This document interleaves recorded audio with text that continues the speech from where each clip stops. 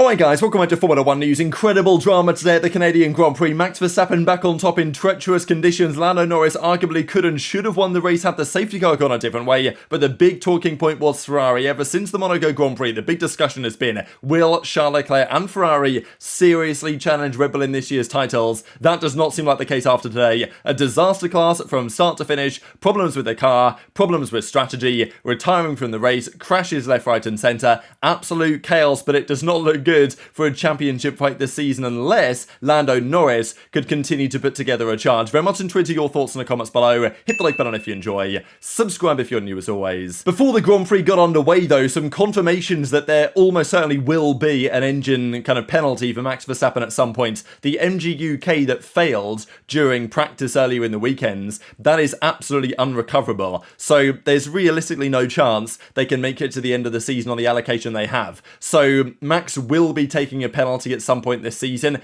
That is how it seems, which could be big for the championship, but let's be honest, he's probably going to take it in Spa and is going to be leading the Grand Prix within several laps. But today was very interesting. Like, clearly the Red Bull wasn't massively the fastest car, but Max just took advantage of the opportunities presented to him and did a stellar job in doing exactly that. There's been continued drama, by the way, at Alpine. Even today in the race, the Gasly-Ocon stuff was getting pretty dramatic, certainly towards the ends. Ocon even said, by the way, there's been a difference in weight at a couple of events. So Ocon basically saying his car's heavier than Gasly's. Now, I think he basically said they've been swapping around and stuff like this. So the feeling is that maybe Gasly at some point earlier in the season, maybe when Ocon was outperforming him, had also the lighter car possibly, and now they've swapped that around. So now they know they're going to get rid of Ocon. I don't really know. But definitely an interesting one to keep your eyes on there, because ever since Ocon's gone, it doesn't seem to me any way at all that he's going to calm it down. If anything, he's probably going to go even harder to try and secure a drive next season. One of those drives could be at Audi, depending on what Carlos Sainz decides to do. Bottas and Joe, maybe one of them will stay, maybe one of them won't. But yeah, bit of a disaster class again here from Sauber, and they had to start from the pit lane because they decided to make changes to their car, and they set out an absolute disaster class of a race, pit stop drama and all this type of stuff. But today, it was evident rain was going to play its part. To what extent, that was the big debate, and we saw that throughout the course of the Grand Prix. We get underway, Russell leads the Grand Prix away. Treacherous conditions. It was good we actually got a race in, because I was a bit concerned, had the rain been any heavier, that we were going to start to see the safety car come out and on the wet tyres, and, you know, I don't know if we were going to get a race. There was even talk of the second lot of rain, which kind of arrived, but it wasn't really much. There was talk that could even be super heavy, that it was going to red flag the race. Thankfully, though, that didn't happen. So Russell leads away. Everyone gets to a pretty sizable gap here, just because you can't see anything at the start of these Grand Prix. You have to leave a 2-second gap to the guy in front, even if you've got more pace, because otherwise you're not going to be able to see anything. Kevin Magnussen, though, and Nico Hülkenberg were both making waves. They both started on the wet tyres. Haas took a big gamble, and it was working initially. Magnussen made massive progress. He was even up into I think he got to 4th, did he? Anyway, at least 5th place here at the start of the race. But then his progress started to stall, because by the time you get to lap 5 or 6, all of a sudden the inters, now a lot of the, you know, let's say water has been cleared away, the inters are now kind of the faster tyre. Ricciardo had a bad start, he picked up a penalty as well. Hamilton got past him, then him and Alonso had a big tussle for a large part of the Grand Prix. Sainz had a poor start, he dropped down. Leclerc was downhill, well, it started in P11, but the issue for Leclerc did not end there, shall we say. And of course, it was the two Saubers bringing up the rear at the time. But Magnussen's progress did not go much further, and unfortunately for them, I think their hope was that they might have been able to go directly from the wets onto the slicks and cut out the inters phase entirely, but unfortunately the plan just wasn't quite good enough. I think it was worth the try from Haas. If there'd have been more rain and the rain had continued, they genuinely could have been leading the Grand Prix on pace and on strategy. That's not what occurred. And then Leclerc was on the radio saying, "This car don't quite feel right." And this is the thing for Ferrari. They didn't have good pace this weekend. That much is absolutely clear. Even in the wet. I mean, this was a talking point going into today that Ferrari said, yeah, well, our quali wasn't great. We didn't really have the pace we needed, but part of that was possibly due to just messing up the strategy or the operational side, shall we say, by not giving them the final set of soft tyres. And the feeling was still that Ferrari could be a threat in today's Grand Prix. Their race pace looked good earlier in the weekend. Certainly they looked good in wet conditions. The feeling was, yeah, Ferrari can make progress today. But look, this is Canada. When it rains, it's always absolute chaos. And I feel like from the very first lap, I think it was pretty obvious that today was going to be very interesting, and interesting in a very bad way for Ferrari and Leclerc fans, because Leclerc was getting told on the radio, yeah, engine problems here. He was losing half a second in a straight line, but he wasn't getting the reaction from the engine that he wanted, and all of a sudden it was becoming clear that there was no way Leclerc was going to be able to overtake anywhere, and then it became clear that Max Verstappen was the fastest man on track. He was closing up to Russell. The issue is for Russell, though, is that they were telling him, look, there's going to be rain around lap 20, or in, let's say, 20 minutes or so time, 15 or so laps time. So Russell had to balance trying to defend from Max, but also preserving the tyres, because if the rain was going to come again, you can't afford to have to pit again for another set of inters, because you'd lose too much time, and you definitely don't want to go to slicks at the wrong moment. So it was a tricky one, really. This, though, was Lando Norris, because as Verstappen was battling with George up front, that allowed Norris to come back into the play, and all of a sudden, Norris was right on the tail of Max. Then Max has a moment at turn 1, goes off the track, brings Norris right back into play, just at the moment when the tyres are in a really interesting spot. We can even see here the tread on Verstappen's tyres is definitely going down, and Norris at this point in the Grand Prix was by far the fastest man on the track. Like, this was a drying condition setup where Max just didn't have the pace that Norris had.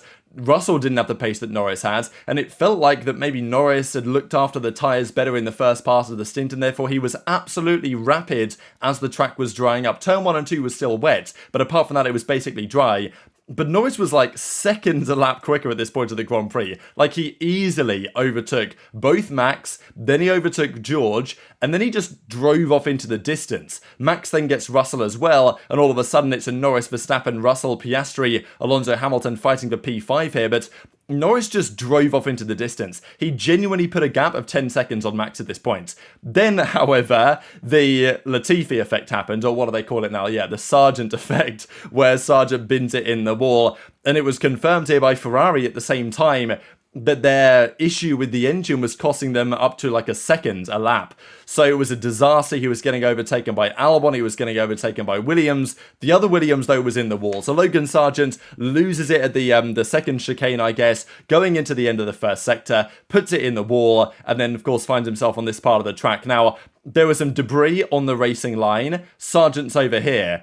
I thought that this was an absolute bang-on guarantee safety car. I couldn't really see another possibility. I guess it could also have potentially been a red flag, and maybe that's what McLaren were concerned about going for, because they had some time at McLaren to make a decision. But what happens here is by the time the safety car was confirmed by race control, Norris, because he was so far ahead, he was already ahead of the point where he could pit. So that was the problem for Norris, that Norris missed the opportunity to pit while he had the big gap, whereas all the guys behind him did. So it was a big question, really, because arguably race control should have called the safety car way earlier, because I think it was very obvious that it was going to be a safety car. By the time they did it, Lando was beyond the pit box, and therefore there wasn't the opportunity, unfortunately, to actually pull this one off. And then Norris got picked up by the safety car, and as a result he lost time under the safety car and ends up coming at P3. So a real disaster there from Norris.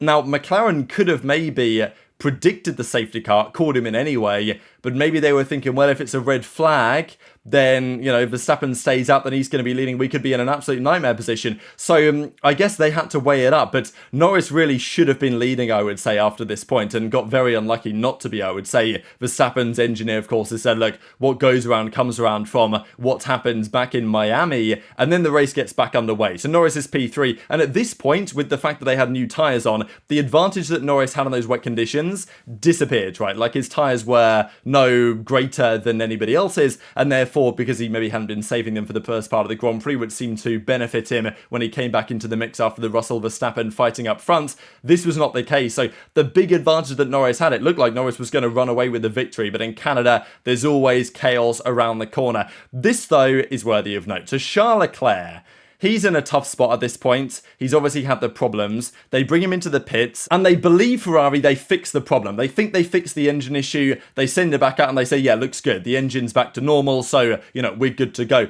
The issue was that as a result of this, they put him on the hard tyres. And maybe this isn't the major strategic blunder that it looks like, because maybe they had no other choice. Like, if they were going to bring in Leclerc to the box as they did, for as long as they did, realistically, he was going to be last on the inters. So I guess the plan was, let's send him out on the hards and just pray that this rain doesn't arrive. But the rain arrived. And Leclerc on one lap lost, I think, 18.5 seconds on a single lap. And therefore they realised, okay, you know, we've got to bring you into the box. There's no other way to do it. We've got to put the inters on. That's what they did. But of course, after he comes out onto the track, he's now all of a sudden right among the leaders, but he's not leading the race. I mean, have a look at this. We've got a Leclerc, Verstappen, Russell, Norris, Piastri, Hamilton situation. And actually, Hamilton pipped Alonso under the pit stops because he had a better stop than Alonso did. But Leclerc is getting lapped here. He's not leading the race. So just such a tough day at the office for Ferrari. And then Leclerc, after the lap times were just falling away, they eventually decided just to call it a day and they retired the car. So an absolute disaster ride. And this was the question after Monaco. People were saying, wow, you know, to win the Monaco Grand Prix, a lot of Leclerc fans must have made a lot of promises, a lot of sacrifices, you know, and maybe this is how it works. You want to win your home Grand Prix, you're going to have to go through hell after that point. And, well, that's what occurred for Leclerc and Ferrari today. The race continues. Verstappen pulls off into the distance, but it was very competitive further behind him. Russell, Norris, Piastri, Hamilton, all in the mix here on the inters, and then they had to make the decision, when do we pit for the, you know, the regular rubber? But as we can see here, Perez wasn't making progress, Sainz wasn't making progress. Like, both of those guys were just stuck in traffic basically the entire Grand Prix. Then Hamilton comes into the pits. He bites the bullet, gets his tyres nice and warm, but actually Piastri pitted on probably a better lap. He pitted the lap after, and then he actually maintained a gap on Hamilton after they came into the pits. Norris, however, made a very interesting strategic call. He thought that he could go long and actually gain some time on an overcut. That's what he did. He actually put time on Max over the next couple of laps. This was the face of Charles Leclerc, by the way, after retiring from the Grand Prix on the weekend, where he, I'm sure, would have felt, given that Max and Red Bull were saying coming into the weekends, they weren't going to dominate here. They maybe weren't going to be the strongest car here. You know, Red Bull were calling Ferrari the favourites for this weekend. Ferrari come in and score a 0-point stinker, right? Like, it ain't great. This is Leclerc looking at the numbers. Norris did put a gap on Verstappen, but the problem is, after he came out of the box, there was nothing he could do to hold Max back because Max had the warm tyres, and honestly Norris did well to stay ahead of Russell and was about 4 seconds back on Max. So effectively it was race over for the win at that point. This is George Russell though. He crashed into the wall here last year, did he not? And he makes a mistake here again, manages to just about hold on to it, and Tota comes on the radio and says, focus George, focus, like you can hold this on for a P2 or a podium.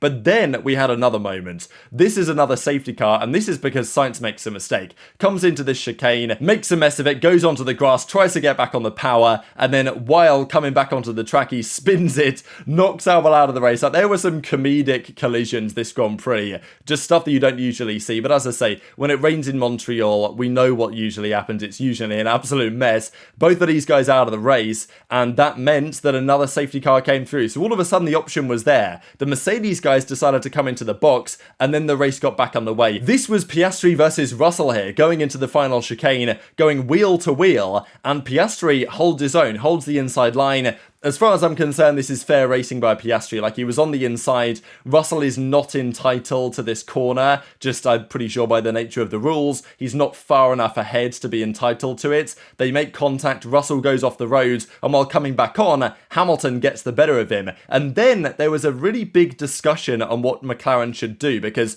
Red Bull and Max were going to win the race at this point. Norris didn't have the pace to catch him at this point in the Grand Prix. Piastri could have potentially been kept in Norris's DRS. Norris, I guess, wanted to challenge for the win, and I guess Norris's thought was, well, look, Oscar, if you want to stay in DRS, it's on you to do that. I'm not going to slow down and help you out. But had Oscar been kept in Norris's DRS, he arguably could have held back Hamilton and held back Russell. Both of them then get through. Hamilton was as well kind of confused as to why Mercedes put him on the hards, because there wasn't that many laps to go from that point to the end of the Grand Prix.